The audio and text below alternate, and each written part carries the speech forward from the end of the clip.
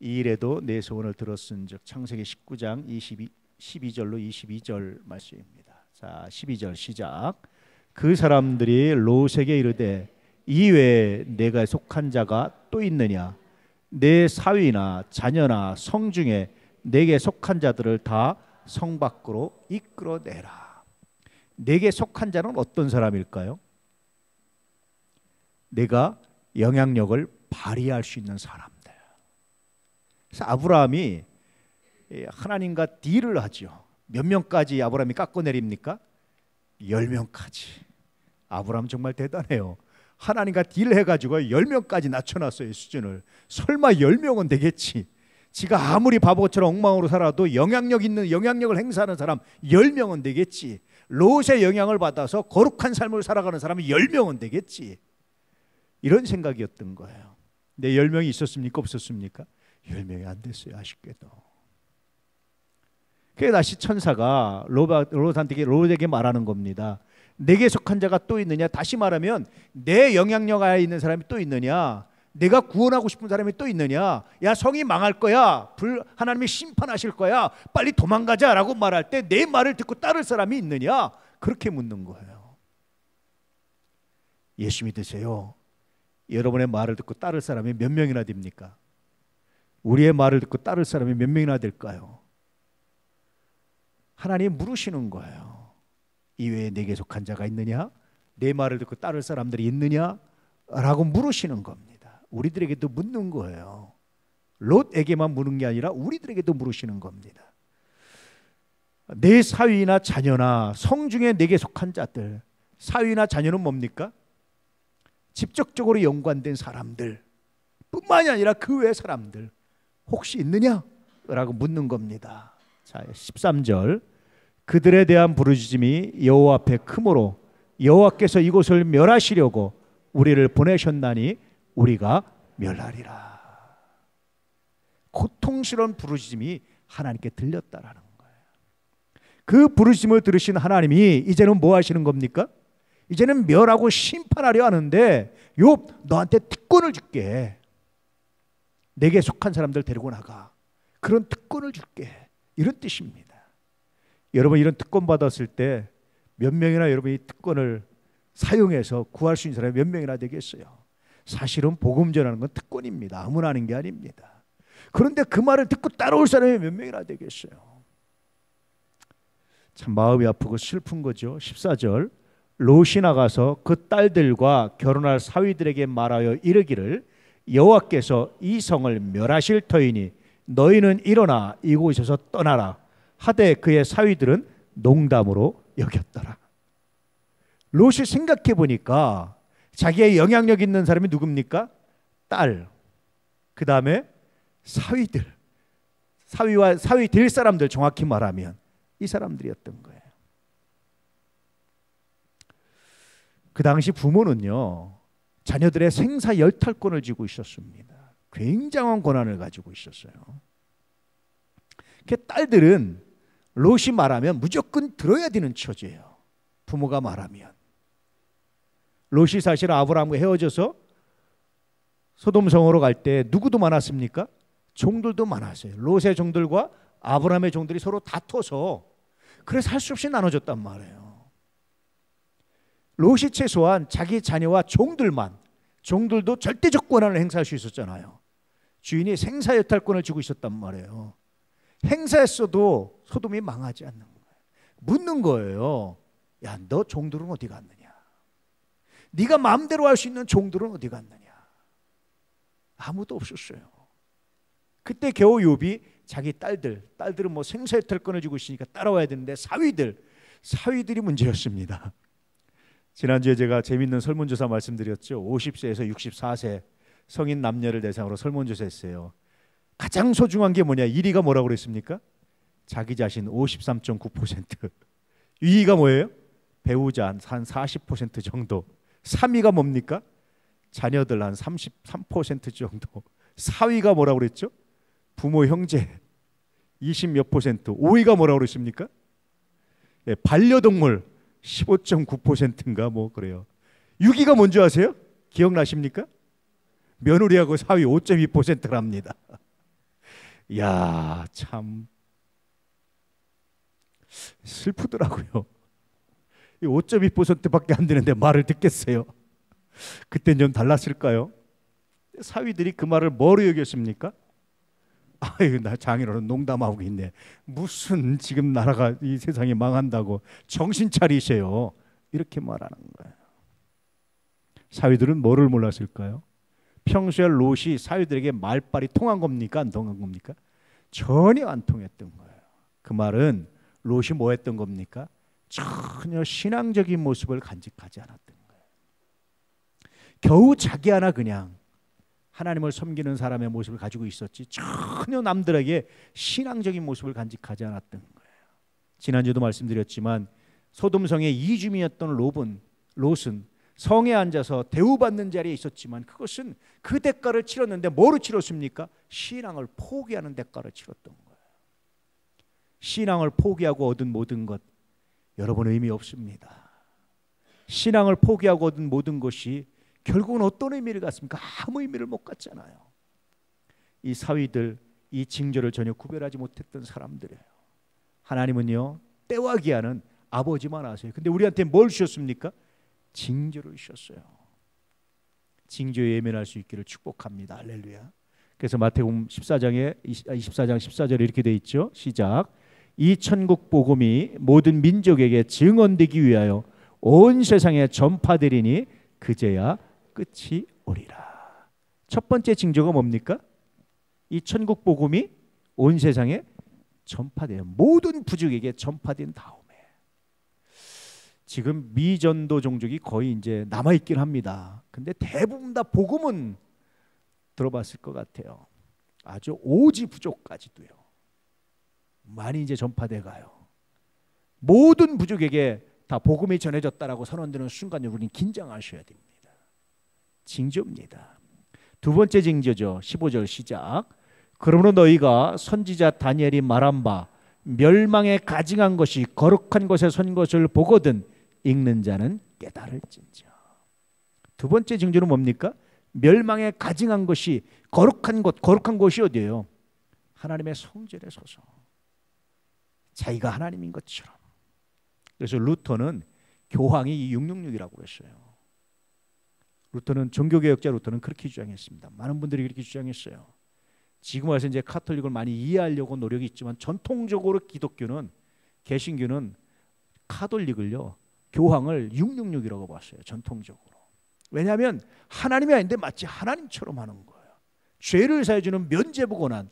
죄를 사해주는 건 누구만 할 수 있습니까? 그건 하나님만이 할 수 있어요. 예수님 죄를 사해줬다고 그래서 유대인들이 뭐라고 그랬습니까? 참남하다면서 공격했단 말이에요. 그건 하나님이신 예수님만이 할 수 있는 거예요. 그런 일을 해서 사실은 이렇게 이야기합니다. 여러분 마지막 때의 징조가 이런 것들입니다. 혹시 이런 것들을 보거든 이런 것들이 나타나거든 이런 이야기를 듣거든 바짝 더 깨어서 기도하며 근신할 수 있기를 주의 이름으로 축복합니다. 그런데 이 소리가 언제 들릴까요? 뉴스에 나와도 안 들려요 이게. 여러분 듣지 못합니다. 그래서 읽는 자는 깨달을진저. 아무나 들리지 않아요. 어떤 사람에 들립니까? 깨어있는 사람에 들리는 거예요. 깨어있을 수 있기를 축복합니다. 말씀 안에 예민할 수 있기를 축복합니다. 할렐루야. 자, 계속해서 15절 보죠. 동틀 때에 천사가 롯을 재촉하여 이르되 일어나 여기 있는 내 아내와 두 딸을 이끌어내라. 이성의 죄악 중에 함께 멸망할까 하노라. 사위들이 이미 틀렸고, 자 그러면 네 아내와 네 두 딸만이라도 구원받자 라고 이제 이야기합니다. 자 16절. 그러나 롯이 지체하매 그 사람들이 롯의 손과 그 아내의 손과 두 딸의 손을 잡아 인도하여 성 밖에 두니 여호와께서 그에게 자비를 더하심이었더라. 롯은 그런데도 뭐 합니까? 지체해요. 왜 지체했을까요? 왜 지체했을까요, 롯이? 여러분 같으면 만약에 지체하면 왜 지체하겠어요? 첫째는 믿음이 확실하지 않은 거죠. 정말 하나님이 멸망하신다는 믿음이 있으면 나갈 수밖에 없잖아요. 두 번째는 뭐 때문입니까? 또 뭔가 아까운 게 있는 거죠. 놓고 가기. 이거 다 없애줘야 되는데 몸 하나 빠져나와진단 말이에요. 이게 쉽겠어요. 이걸 포기하기가. 그렇죠? 그런데도 불구하고 어떻게 합니까? 그 사람들 누구죠? 천사들이 롯 손, 그 아내의 손, 두 딸의 손을 잡고 억지로 끌어잡고 어떻게 하는 겁니까? 예, 성 밖으로 끌어내오는 거예요. 성서는요, 우리가 구원받은 것을 뭐라고 그럽니까? 에베소 2장 8절 시작. 너희는 그 은혜에 의하여 믿음으로 말미암아 구원을 받았으니 이것은 너희에게서 난 것이 아니요 하나님의 선물이라. 우리라고 롯과 다르겠어요. 하나님 나도요.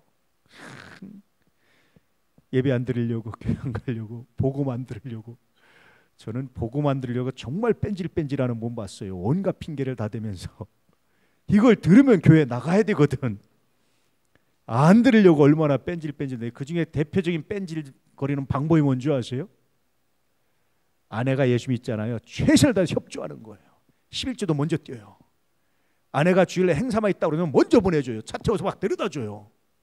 제가 가만히 봤어요. 그러고도 교회 안 나오는 이유가 뭘까? 그래서 만나서 제가 신방 가서 얘기를 했어요. 교회 나오셔야죠. 저는요 다 줍니다. 이 사람이 예수 믿는 거 다 협조하고 다 줍니다. 제가 가만히 들어보니까 뭐겠어요? 심리가 복음 듣기 싫어가지고 뺀질뺀질 하는구나. 들으면 교회에 난다는 걸 아니까 뺀질뺀질하고 있구나. 복음 듣기 싫은 방법도 참 굉장히 다양하구나. 가장 심각한 뺀질입니다. 절대 안 나옵니다. 근데 막 반대하고 핍박하는 사람들 있잖아요. 이 사람들은 마음속에 찔림이 있어요. 그러면서도 이 찔림이 어느 순간 확 작동을 하잖아요. 꼬꾸라집니다. 차라리 핍박이 나요. 제가 보니까 우리가 구원받은 것, 우리가 롯과 달라서가 아니에요. 우리도 주저주저하고 뭐 못하고 안 될 때 하나님이 억지로 이끌어 나오시는 거예요. 이걸 성경은 이렇게 말하는 겁니다. 너희는 그 은혜에 의하여 믿음으로 말미암아 구원을 받았으니. 우리가 믿은 것은 뭐 때문입니까? 하나님의 은혜 때문에, 억지로 하나님 주신 선물 때문에 우리가 믿었습니다. 그래서 우리가 구원받았습니다. 왜 하나님이 이런 방법을 하셨느냐면, 자 9절 말씀 시작. 행위에서 난 것이 아니니 이는 누구든지 자랑하지 못한다. 내가 잘나서요, 내가 하나님 믿고 내가 했죠, 이런 말 못하게 하려고. 왜 하나님이 이런 말을 싫어하실까요? 왜 하나님이 이런 말 못하게 하시려고 그럴까요? 첫째는 사실이 아니니까. 우리의 힘으로 구원받을 수 없으니까, 사실이 아니니까 이런 말 못하게 하시는 거예요. 두 번째는 뭡니까?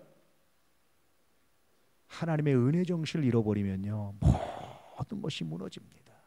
은혜 정신 없는 사람들이 천국 가서 여러분 천국으로 살겠어요? 천국인 이유 중에 하나가 뭔지 아세요? 은혜 정신 때문이에요. 나 같은 죄인이 천국 온 것이. 제가 늘 말씀드렸지만 천국 가면 몇 번 놀란다고 그러죠. 첫 번째 뭐 놀랍니까? 어떻게 저런 사람이 천국에 왔을까? 두 번째는 뭐죠? 어떻게 그 사람이 못 왔을까? 세 번째 가장 놀라는 게 뭐라고 그랬죠? 어떻게 내가 천국에 왔을까? 이게 은혜 정신이에요. 여러분, 가정도요 은혜 정신이 있어야 천국처럼 돼요. 교회도 은혜 정신이 가득해야 천국처럼 됩니다. 은혜 정신이 사라지면요 아무리 훌륭하시든가 아무리 갖춰놔도 천국처럼 안 돼요. 아주 다툼과 불화와 이런 것들만 남는 거예요. 하나님 왜 자랑하지 못하게 하시느냐? 첫 번째는 사실이 아니니까. 두 번째, 이 은혜 정신을 간직한 사람들이 모인 곳이 천국이라서 그래요. 서로 감사하고 하나님께 감사하고 서로 고마워하고 감사합니다. 내가 그때 헤맬 때, 내가 그때 무너질 때, 내가 그때 신앙 제대로 안 지킬 때 당신이 아니었다면, 하나님의 은혜 가운데 당신이 아니었다면, 이런 고백을 하는 거예요. 여러분이 복음 전하는 사람들은 어떤 고백을 하겠어요? 야, 하나님이 그때 당신을 통해서 나를 구원하시지 않았다면 내가 저런 지옥에 있을 텐데 나를 천국으로, 야 정말 감사합니다. 이게 영원한 거예요. 이 은혜 정신이. 여러분 은혜 정신을 잊지 않기를 축복합니다. 할렐루야. 사랑도 그래요. 사랑도 은혜 정신 잃어버리면요 아주 치열한 비판만 남아요. 근데 은혜 정신 있으면 어떡합니까? 나 같은 여자와 결혼해서 고마워, 나 같은 사람과 결혼해서 고마워, 이러고 있는 거예요. 그건요, 그 부부는요 말 안 하자도 천국 같은 삶을 사는 겁니다. 그렇잖아요. 그런데 야 내가 너 구해줬지, 무슨 소리야, 촌놈 내가 구해줬더니, 이러면요 이건 아무리 좋은 집에서 아무리 좋은 환경 아무리 좋은 거 먹고 살아도 이거 지옥 같은 건 별로 은혜롭지가 않아요. 물론 농담으로 그럴 수는 있지만 진심이라면 문제가 있어요. 서로 은혜 정신을 간직하기를 축복합니다. 할렐루야. 옆에 분을 보고 인사 한번 하세요. 당신 때문에 내가 삽니다. 예. 여기 부부들이 오신 분들은 그렇게 고백해서 부부들이 오신 분들은 나 같은 사람과 결혼해줘서 고마워 한번 해보세요. 우리 교인이 되셔서 고맙습니다 하고 인사 한번 해보세요.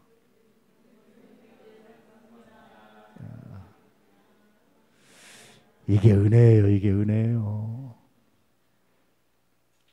잘난 사람들만 있는 데 가면 여러분 어떻게 해요? 은맥이 주고 하고 사는 거예요. 조금 못난 사람도 있고 나보다 못한 사람도 있어서 내가 뭐 합니까? 그래 잘난 척하고 사는 거예요. 그래도 잘난 척할 수 있는 기회 줘서 고마워. 이것도요 굉장히 큰 감사합니다. 그리고 잘난 척보다 성경으로 바꾼다면 더 큰 은혜가 되겠죠. 할렐루야. 은혜 정신이 있기를 주의 이름으로 축복합니다. 자 17절 말씀. 그 사람들이 그들을 밖으로 이끌어낸 후에 이르되 도망하여 생명을 보존하라. 돌아보거나 들에 머물지 말고 산으로 도망하여 멸망함을 면하라. 도망하라고 빨리. 이 도망하라는 말씀을 또 누가 하셨어요? 주님이 하셨어요. 자 16절. 그때 유대에 있는 자들은 산으로 도망할지어다. 여기서 나온 거예요. 롯기서에서 롯을 통해서. 창세기에 있는 롯의 이야기를 통해서 나온 얘기입니다. 산으로 도망해라. 롯처럼 그래야 산다 그러는 겁니다. 17절. 지붕 위에 있는 자는 집안에 있는 물건을 가지러 내려가지 말며. 얼마나 급박한지 뒤에 물건 가지려고 돌아서는 순간 뭡니까? 늦는다는 거예요. 18절. 밭에 있는 자는 겉옷을 가지러 돌이키지 말지어다. 겉옷 저기 있는데 바로 여기 있는데 이것만 가져가면 되는데 돌이키는 순간 늦어요. 근데 재밌는 거는요. 돌이켜서 가면 그 사람이 걸음이 빠르든 느르든 안 늦는다는 겁니다. 이게 참 재밌는 거예요. 굉장히 재밌는 사실입니다. 자 19절. 그날에는 아이 벤 자들과 젖 먹이는 자들에게 화가 있으리로다. 어떤 사람이 이 말을 문자적으로 해석해서 나 결혼 안 하고 임신 안 할래요 그러는 사람들이 있어요. 그런 의미가 아니에요. 뭐죠 이거는? 어떤 사람들이에요? 세상에 놓고 갈 것이 많아서 놓고 가지 못해서 가진 것이 많아서 욕심이 많아서 그런 자들이 화가 있어요. 자 20절. 너희가 도망하는 일이 겨울에나 안식일이 되지 않도록 기도하라. 겨울이나 안식일이 언제일까요? 안식일은 언제입니까? 사람들이 안 움직여요. 율법에 매여서 그렇게 매이는 것이 없도록 기도하라. 겨울은 언제겠어요? 여러분 신앙에도 봄, 여름, 가을, 겨울이 있습니다. 신앙에도 이런 기복이 있어요. 아주 내가 성령 충만할 때는요. 지금 당장 하나님 나라가 더 좋죠. 야 하나님 오늘 나를 부르셔도 할렐루야. 근데 신앙이 다운돼서 힘들 때는 어떡하죠? 오늘 부르실까 봐 겁나죠. 그렇죠? 주님이 오시는 건 좋긴 좋은데 좀 이따가 오세요 이런 말 하죠. 그렇잖아요. 우리 어릴 때 또 이렇게 교회 가면 말세에 대한 이런 강해를 막 하시면 친구들하고 이제 나와가지고 그 설교를 딱 듣고 나와서 친구들하고 이런 얘기해서 야 우리 장가는 갈 수 있냐? 우리 장가는 가보고 좀 어디 좀 천국 가야 되는 거 아니냐? 예수님 우리 장가는 간 다음에 좀 오셔야 되는 거 아니냐? 이런 말 했어요. 그게 겨울이에요. 여러분 주님의 그때가 겨울이 되지 않도록 하나님 내가 신앙이 다운돼서 힘들 때가 아니라 내가 제대로 성령 충만할 때가 되길 원합니다. 기도하시기를 축복합니다. 이 땅을 떠나는 죽음의 그날도 마찬가지예요. 신앙이 한참 다운될 때는 힘들어요. 근데 내가 성령 충만하면요 오늘 밤 하나님 나라는 얼마나 은혜인지 기쁨으로 갈 수 있어요. 저는 종종 그런 기도합니다. 하나님 내가 이 땅을 떠날 때도 겨울이 되지 않게 해주십시오. 할렐루야. 충만할 때 내가 하나님 복음 전하고 스데반처럼 하나님이 주께서 하나님 보좌 우편에 서신 것을 보고 증언하고 내가 마지막 그렇게 하길 원합니다. 겨울이 되지 않도록 기도하시길 축복합니다. 그리고 가능하면 겨울을 빨리 끝내시기를 축복합니다. 할렐루야. 자 18절. 롯이 그들에게 이르되 내 주여 그리 마옵소서. 19절 주의 종이 주께 은혜를 입었고 주께서 큰 인자를 내게 베푸사 내 생명을 구원하시오나 내가 도망하여 산에까지 갈 수 없나이다. 두렵건대 재앙을 만나 죽을까 하나이다. 계속해서 롯은 불신앙을 가지고 있어요. 산으로 도망가라고 그렇게 롯을 억지로 구하신 하나님이 설마 산까지 갈 수 있는 시간을 안 주시겠어요? 그렇잖아요. 롯은 끝까지 두려워하는 거예요. 억지로 끌려나와서 또 그리하지 마십시오. 산으로 가려고 하지 마십시오. 그렇게 얘기하는 겁니다. 내가 산까지 갈 수 없습니다. 두렵건대 중간에 만나서 내가 죽을까 내가 두렵습니다. 여러분 그렇습니까? 이게 우리들의 모습과 뭐가 다를까라는 생각들을 많이 하죠. 그래서 롯을 결코 비판할 수가 없어요. 우리도 롯과 그렇게 다를까? 다르지 않을 것 같아요. 자, 20절 보소서 저 성읍은 도망하기에 가깝고 작기도 하오니 나를 그곳으로 도망하게 하소서. 이는 작은 성읍이 아니니까 내 생명이 보존되리이다. 욥이 어느새요?